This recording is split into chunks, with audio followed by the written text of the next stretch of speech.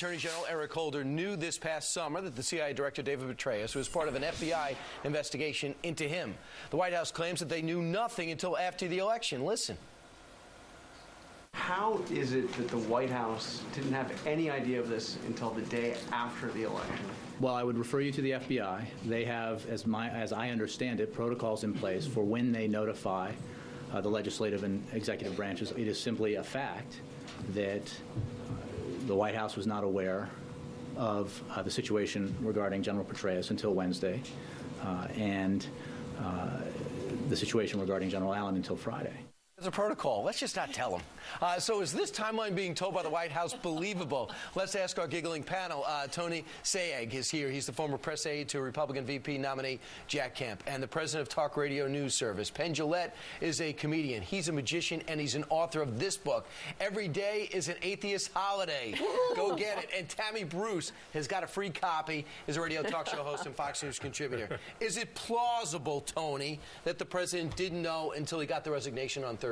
It's so implausible, Brian, that not even the White House press corps believes it. You saw this group, which generally have pom-poms in their hands whenever they see Jay Carney or the president, clearly not believe the fact that since the summer the Attorney General had this information, and not once did he take it to the president. This deals with two men at the highest levels of our government in both the intelligence and military community. There's no way to believe that someone in the White House didn't know about this. Now, Tammy, I understand the president gets briefed pretty regularly by the FBI director, Robert Mueller. How could that not come up? By the way, we're investigating the CIA director. Yeah. Gotta run.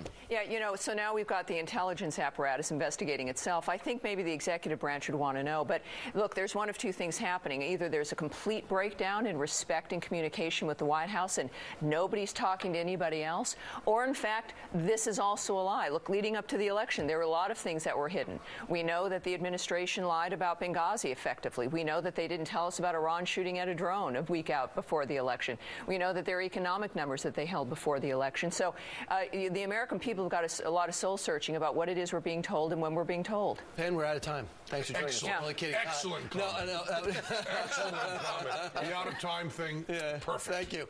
Now, Penn, in particular, what is going on here? Is it that big of a deal? How does General Petraeus' behavior reflect poorly on the president? I'm afraid I blame everything on technology. I don't think this is an unusual thing to happen. It's just that we have a complete electronic trail. I think for thousands of years, you've had adultery and all this kind of things, although it gets more interesting. You're talking about the actual act. I'm just talking about the president knowing. No, the president knows, but I'm also saying I don't think the president would know if not for electronic. The FBI is investigating the CIA director? Well, you wouldn't have the FBI investigating the CIA if you didn't have all this electronic trail to follow.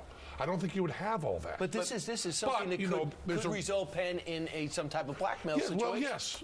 And that's the problem now. You have Peter King, the chairman of the Homeland Security Committee in the House, actually suggesting that perhaps General Petraeus' testimony to them was compromised, or briefing of them was compromised. And because that testimony included the cover-up line about Benghazi, which is that this was somehow part of a massive mob, stimulated by this Senator video. Feinstein, a Democrat, said this hit me like a lightning bolt. We had no idea. They should have been briefed about this. There's a protocol. Look, when we know, and Fox and Friends knows more than Senator Feinstein knows, and she chairs the Intelligence Committee, people need, obviously, to be watching this program. She needs to watch this program to find out what's going on in the country. But that's the problem with Petraeus. Everybody worries about blackmail when it comes to spies. Well, now maybe we need to worry about what happens in a blackmail dynamic internally when it comes to if you're going to have that information on Petraeus and then use it so that he moves your administration line. Penn, where's this go from here? I mean, do we just put this to bed like everything else? I don't think so. I tend to agree. One of the rules of skepticism is never explained by conspiracy. It can be explained by incompetence.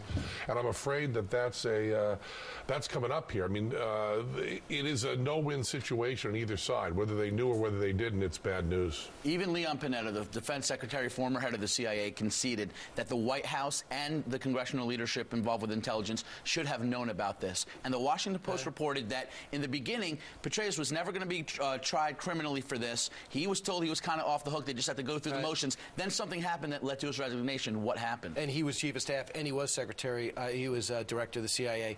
Penn Jillette is a brilliant guy. His book is fantastic. Every Day is an Atheist Holiday. Thanks so much. Go get it. And thanks so much for coming on. Great panel. Thanks. All right, good job. And you seem to get along well off camera, which is surprising. Okay? Because you're very different people. He did walk behind us, and we kind of walked. Yeah, we There's an official apology. I'm sorry we we brought you water. Okay. All right. That was very rude to reach across Tammy, but you guys can That's do all. it. I became a Tammy sandwich. Usually I'm good fine. walkers. We're very I'm good fine. walkers. I've heard that. We You screwed did that very up. well in the audition. Meanwhile, 2 minutes before the bottom of the hour, the head of the